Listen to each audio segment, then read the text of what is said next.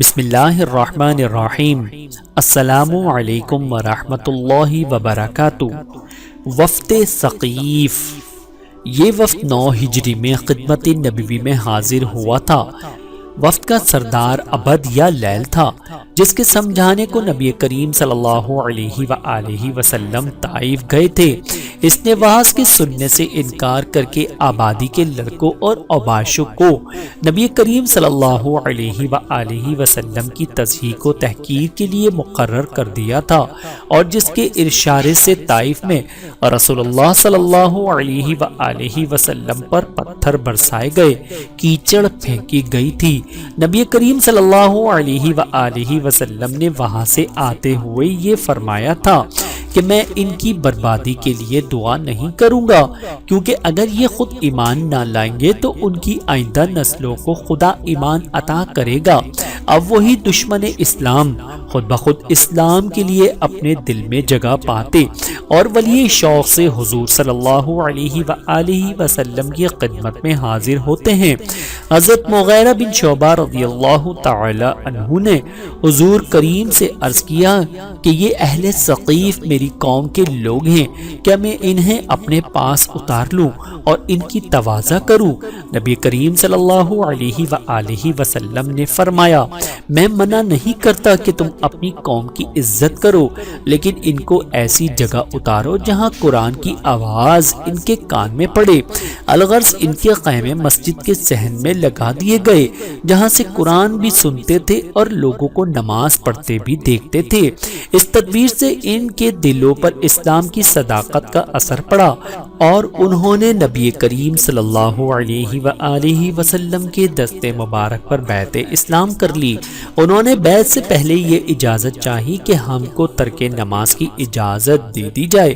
حضور نے فرمایا، جس مذہب میں نماز نہیں اس میں کوئی بھی خوبی نہیں۔ پھر انہوں نے کہا، اچھا ہمیں جہاد کے لیے نہ بلایا جائے اور نہ ہم سے زکوٰۃ لی جائے۔ حضور نے یہ شرط قبول فرما لی اور صحابہ سے فرمایا کہ اسلام اثر سے یہ خود ہی دونوں کام کرنے لگیں گے۔ عبد یا لیل جو ان کا سردار تھا، مختلف اوقات میں نبی کریم صلی اللہ علیہ وآلہ وسلم سے مندرجہ ذیل مسائل پر بھی گفتگو کی۔ یا رسول اللہ، زنا کے بارے میں آپ کیا فرماتے ہیں؟ ہماری قوم کے لوگ اکثر وطن سے دور رہتے ہیں، اس لیے زنا کے بغیر کچھ چارہ ہی نہیں۔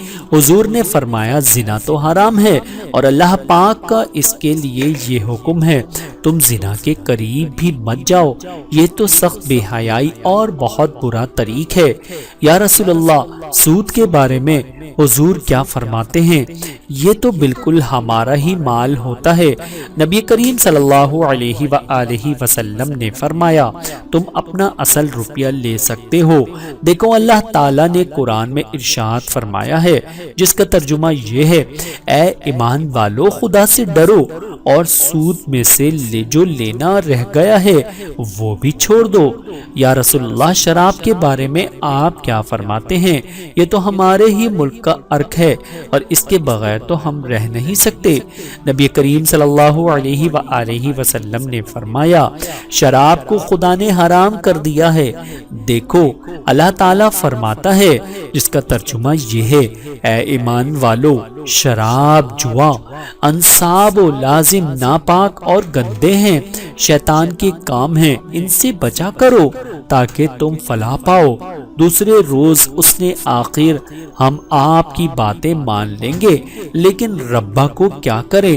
ربا مؤنث ہے لفظ رب کا۔ جس دیوی کے بت کو یہ پوجا کرتے تھے اسے ربا کہا کرتے تھے۔ نبی کریم صلی اللہ علیہ وآلہ وسلم نے فرمایا، اسے گرا دو۔ وفد کے لوگوں نے کہا، ہائے ہائے، اگر ربا کو خبر ہو گئی کہ آپ اسے گرا دینا چاہتے ہیں تو وہ ہم لوگوں کو تباہی کر ڈالے گی۔ عمر بن خطاب رضی اللہ تعالی عنہ نے کہا، افسوس ابن عبد یا لیل، تم اتنا نہیں سمجھتے کہ وہ تو صرف پتھر ہی ہیں۔ ابن عبد یا لیل نے کھسیانہ ہو کر کہا، عمر، ہم تجھ سے بات کرنے نہیں آئے۔ پھر رسول اللہ صلی اللہ علیہ وآلہ وسلم سے عرض کیا، اسے گرانے کی ذمہ داری حضور خود لیں، کیونکہ ہم تو اسے کبھی نہیں گرانے کے۔ رسول اللہ صلی اللہ علیہ وآلہ وسلم نے فرمایا خیر میں گرانے والے کو بھیج دوں گا۔ ان میں سے ایک نے عرض کیا کہ اس شخص کو آپ ہمارے بعد روانہ کیجئے گا، وہ ہمارے ساتھ نہ جائے۔ الغرض یہ لوگ جتنے حاضر ہوئے تھے وہ مسلمان ہو کر وطن کو واپس چلے گئے۔ انہوں نے چلتے وقت کہا ہمارے لیے کوئی امام مقرر کر دیجئے۔ ان میں ایک شخص عثمان بن ابو عاص تھا جو عمر میں سب سے چھوٹا تھا۔ وہ قوم سے خفیہ قرآن مجید اور احکام شریعت سیکھتا رہا تھا۔ کبھی رسول اللہ صلی اللہ علیہ وآلہ وسلم سے، کبھی ابوبکر صدیق سے سیکھ لیا کرتا۔ حضور نے اسی کو ان کا امام مقرر فرمایا۔ وفد نے راستے میں یہ مشورہ کیا کہ اپنا اسلام چھپا کر پہلے قوم کو مایوس کر دینا چاہیے۔ جب یہ وطن پہنچ گئے تو قوم نے پوچھا کہو کیا حال ہے؟ وفد نے کہا ہمیں ایک سخت خود دردشت گوش شخص سے سابقہ پڑا جو ہمیں انہونی باتوں کا حکم دیتا ہے، مثلا لات و عزا کو توڑ دینا، تمام سودی روپیہ چھوڑ دینا، شراب زنا کو حرام سمجھنا۔ قوم نے قسم کھا کر کہا ہم ان باتوں کو کبھی نہیں ماننے کے۔ وفد نے کہا اچھا ہتھیاروں کو درست کرو اور جنگ کی تیاری کرو، قلعوں کی مرمت کر لو۔ 2 دن تک ثقیف اسی ارادے پر جمے رہے۔ تیسرے روز خود بخود ہی کہنے لگے بھلا محمد کے ساتھ ہم کیوں لڑ سکیں گے؟ سارا عرب تو ان کی اطاعت کر رہا ہے۔ پھر وفد کے لوگوں سے کہا جاؤ جو کچھ بھی کہتا ہے قبول کر لو۔ وفد نے کہا اب ہم تم کو صحیح بتاتے ہیں، ہم نے محمد کو تقوی میں اور وفا میں، رحم میں اور صدق میں سب ہی سے بڑھ کر پایا۔ ہم تم سب کو اس سفر سے بڑی برکت حاصل ہوئی۔ قوم نے کہا تم نے ہم سے یہ راز کیوں پوشیدہ رکھا اور ہم کو ایسے سخت غموں والے میں کیوں ڈالا؟ وفد نے کہا ہمارا مدعا یہ تھا کہ اللہ تعالیٰ تمہارے دلوں سے شیطانی غرور نکال دے۔ اس کے بعد وہ لوگ مسلمان ہو گئے۔ چند روز کے بعد وہاں رسول اللہ صلی اللہ علیہ وآلہ وسلم کے بھیجے ہوئے اشخاص حضرت خالد بن ولید رضی اللہ تعالی عنہ کی ماتحتی میں پہنچ گئے۔ انہوں نے لات کے گرا دینے کی کارروائی کا آغاز کرنا چاہا۔ ثقیف کے سب مرد وزن بوڑھے بچے اس کام کو دشوار سمجھے ہوئے تھے۔ پردہ نشین عورتیں بھی یہ تماشا دیکھنے کے لیے نکل آئی تھیں۔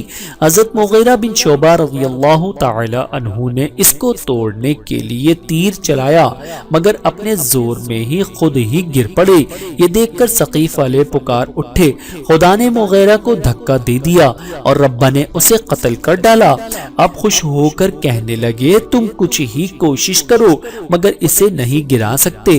حضرت مغیرہ بن شعبہ نے خفا ہو کر کہا ثقیف والو تم بہت ہی بے وقوف ہو، یہ پتھر کا ٹکڑا کر ہی کیا سکتا ہے؟ لوگو خدا کی عافیت کو قبول کرو اور اسی کی بندگی کرو۔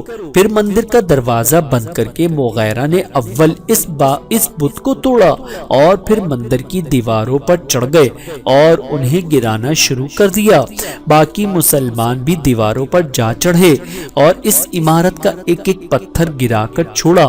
مندر کا پجاری کہنے لگا کہ مندر کی بنیاد انہیں ضرور غرق کر دے گی۔ مغیرہ نے سنا تو بنیاد بھی ساری اکھاڑ ڈالی اور اس طرح اس قوم کے دلوں میں اسلام کی بنیاد مستحکم ہو گئی۔ سبحان اللہ۔